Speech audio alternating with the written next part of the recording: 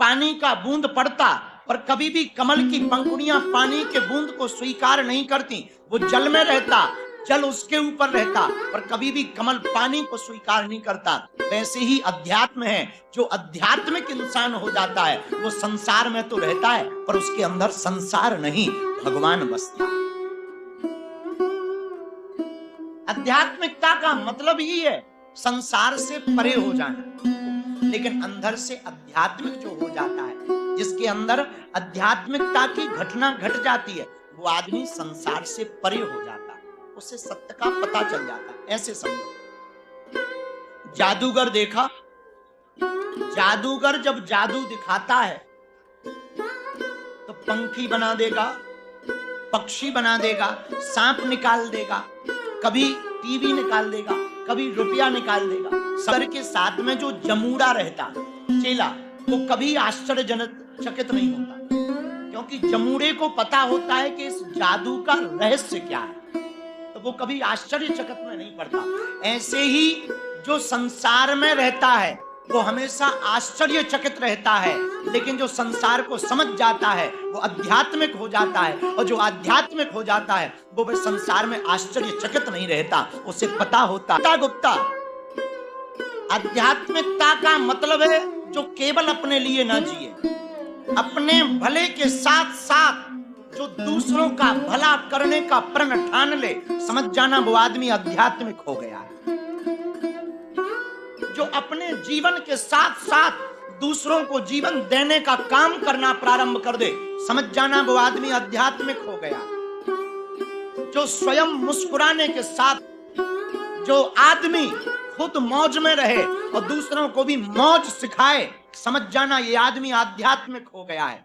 और जो आदमी संसार को मिथ्या और भगवान को सत्य माने, समझ जाना ये आदमी आध्यात्मिक। लेकिन एक बात सावधान रखना, संसार को मिथ्या मानने वाले का मतलब ये नहीं है कि वो संसार में ना रहे। संसार में रहते हुए भी जो संसारात्मिकता पाए कैसे? तुम पहले ये बताओ कि तुमने आज तक पाने के उपाय क्या किए। ये भी तुम्हें प्रश्न में लिखना चाहिए कि आपने आध्यात्मिक होने के उपाय क्या किए। आध्यात्मिकता किसी उपाय से आती ही नहीं। आध्यात्मिकता तो एक घटना है जो घटती है, सत्य और बोध की क्रांति है जो स्फुरण होती है, स्पंदन करती है, प्रकट होती है। आध्यात्मिकता तो एक एनर्जी है, सदगुरु की शरण में जाने से ही वो अपने आप प्रारंभ हो जाती है। अध्यात्म कोई उपायों से नहीं मिलता, अध्यात्म कोई प्रयोजन से नहीं मिलता। आध्यात्मिकता को पाने के लिए वैसा होना पड़ता है, चेतना से साक्षात्कार करना पड़ता है। इसलिए विनीता गुप्ता, एक बात याद रखना, तुम कितना भी पढ़ लो, कितने भी आप इंटेलिजेंट हो जाओ, चित्त का बोध नहीं हुआ जब तक स्पिरिचुअलिटी उसके जीवन में नहीं उतरी, आध्यात्मिकता नहीं उतरी, वो कितना भी प्रयत्न कर ले, वो आदमी कभी भी संतुष्ट नहीं हो सकता। और ये बात केवल थोथी नहीं, हम आपको एक महान वैज्ञानिक का संदर्भ बताना चाहेंगे। विनीता गुप्ता दुनिया का एक महान वैज्ञानिक हुआ, अल्बर्ट आइंस्टीन। अंतिम दिनों में उससे पूछा गया कि तुम मरने वाले हो, कि तुमने बहुत सी खोजें की, दुनिया में बहुत से रहस्यों से पर्दा उठाया। पूछने वाले ने पूछा, क्या ऐसी कोई खोज रह गई जो अधूरी हो? ऐसा कोई रिसर्च रह गया जो बाकी हो? ऐसा कोई तथ्य रह गया जिसको तुम जान ना पाए हो? अल्बर्ट आइंस्टीन कुछ देर के लिए चुप हो गया और गंभीर मुद्रा में बोला कि यस, को मैं कभी खोज नहीं पाया, जिसको मैं कभी जान नहीं पाया। तो प्रश्न पूछने वाला बड़ा चौंका, उसने पूछा वो खोज कौन सी है? मुस्कुराता हुआ अल्बर्ट आइंस्टीन कहता है, मैं आज तक ये नहीं जान पाया, जिस शक्ति की बल पर मैंने इतनी खोजें की हैं, मैं उस शक्ति के बारे में नहीं खोज पाया कि वो शक्ति कौन, उसी शक्ति का नाम क्या है? आध्यात्मिकता का मतलब ये परमात्मा को जान लेना, परमात्मा के बनाए हुए जगत को जान लेना, दुख को जान लेना, सुख को जान लेना, और कौन अपना है कौन पराया है, इसको जान लेना ही अध्यात्म है। पर आपने प्रश्न में डाला कि हम अध्यात्म कैसे हों, आध्यात्मिक कैसे हों। विनीता, आध्यात्मिक होने के लिए पहले तुम उनके हो तो जिनसे अध्यात्म, ये कुछ खोना पड़ता है। पर ये कहावत हमारी नजर में कुछ जगह पर ठीक है, एक जगह गलत है। कुछ पाने के लिए तो कुछ खोना पड़ता है, पर भगवान को पाने के लिए कुछ खोना नहीं पड़ता, उनका होना पड़ता। अगर आप भगवान के हो जाएंगे तो आप उनको पा जाएंगे, क्योंकि नदी की गहराई का पता आप किनारे खड़े होकर के नहीं लगा सकते। नदी में तुम्हें उतरना पड़ेगा, तब तो में उतरना पड़ेगा।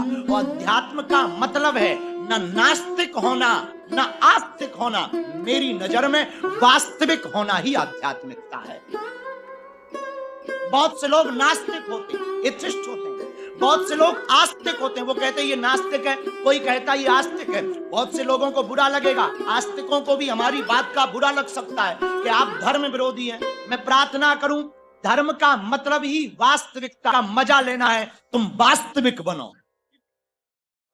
अगर तुम वास्तविक बनोगे, हम ये वादे के साथ कह सकते, दावे के साथ कह सकते कि तुम शुद्ध आध्यात्मिक हो जाओगे। आज का आदमी इसीलिए परेशान है क्योंकि वो जो है वो दिखना नहीं चाहता, और जो नहीं है वो दिखना चाहता। खर्चा सबसे ज्यादा किस बात का आदमी का? वो महंगे महंगे शौक हैं ही इसलिए दुनिया को पुष्ट करने का है। आप दुनिया को दिखाना चाहते कि देख मेरा मकान। महंगी गाड़ी लेने के पीछे भी कारण यही है, तुम दुनिया को दिखाना चाहते, देख मेरी गाड़ी। आप जितने भी शौक पाल रहे दुनिया को दिखाने के लिए पाल रहे, और जिस दिन तुम वास्तविक हो जाओगे उस दिन तुम्हारी जिंदगी में वो घटना घटेगी, वो क्रांति घटेगी कि ना तुम नास्तिक रहोगे ना तुम आस्तिक रहोगे। तुम अगर वास्तविक रहोगे तो ही तुम प्रभु के नजदीक। दुनिया का एक महान मुक्केबाज आदमी हुआ, माइक टाइसन। माइक टाइसन झोपड़ी में पैदा हुआ, करोड़ों अरबों डॉलर उसने कमाए, 100 कमरों का उसने मकान बनाया लॉस एंजलिस में, बड़ा भव्य मकान, करोड़ों की गाड़ियां, रोल्स रॉयल्स जैसी गाड़ियां उसने खरीदी, हजारों स्त्रियां उसके जीवन में आई। लेकिन की जिंदगी जो तुम्हारी थी, ग्लैमर की जिंदगी, बड़ा मकान, बड़ी गाड़ियां, अब तुम आध्यात्मिक हो गए हो, क्या कहना चाहते हो? उसने बड़े मुस्कुराते हुए बड़ा गजब का जवाब दिया। उसने कहा कि मैं उस समय ब्लैक होल में था। जितने में मकान बनाते जा रहा था उतनी कामनाएं बढ़ती जा रही थी कि एक और मकान होना चाहिए। जितनी मैं गाड़ियां खरीदता जा रहा था उतनी मेरी गाड़ियों की चाह और बढ़ती जा रही थी। रोल्स रॉयल खरीदने के बाद मुझे मेरी ललक, मेरी कामनाएं बढ़ती जा रही थी। उसने कहा कि जिस दिन मैंने त्याग कर दिया, मुझे घृणा हो गई, उस दिन मुझे एक बात समझ में आई कि जिंदगी में खुश रहने के लिए $1,00,000 नहीं, $1,000 काफी है। $1,000 काफी। इसलिए उससे पूछा कि अब तुमने बदलाव क्या किया? कर प्रणाम नहीं किया। तो सनत कुमारों को कोई ध्यान ही नहीं था, ख्याल ही नहीं था, भजन में मस्त थे। तो पार्वती जी ने श्राप दे दिया कि मुंह ऊपर की तरफ करके जा रहा, जा, मेरा श्राप है, तुम सबके सब चारों के चारों ऊंट बन जाओ। सनत कुमार बोले जय हो, ऊंट बन गए। 2-3 साल बाद पार्वती को ध्यान आया कि हमने सनत कुमारों को ऊंट और ऊंट बने हुए सनत कुमारों से पूछा, हाउ फील, कैसा अनुभव कर पा रहे हो? मुस्कुराते हुए सनत कुमार बोले बहुत मजे में। तो पार्वती जी चौंक गई कि ऊंट बनने के बाद भी तुम मजे में हो? सनत कुमार बोले बहुत मजे में। बोले क्यों? सनत कुमार बोले मां, पहले हम सनत कुमार थे, अब उमा कुमार हो गए, हम मजे में। क्यों? बोले पहले भिक्षा मांग कर खाना पड़ता था, जब से ऊंट बन गए चाहे जहां मुंह ऊपर करो खा लो पत्ती। और पहले तो फ्रेश होने के लिए जाना पड़ता था, अब तो जहां खाओ वहीं गिरा दो बाहर, नो प्रॉब्लम, एकदम फ्री है। पार्वती जी चौंक गई, क्या गजब की मस्ती है। इसी का नाम मस्ती है। हर हाल में मस्त रहना अगर सीखना है तो कुछ बुरा भी आ जाए ना जिंदगी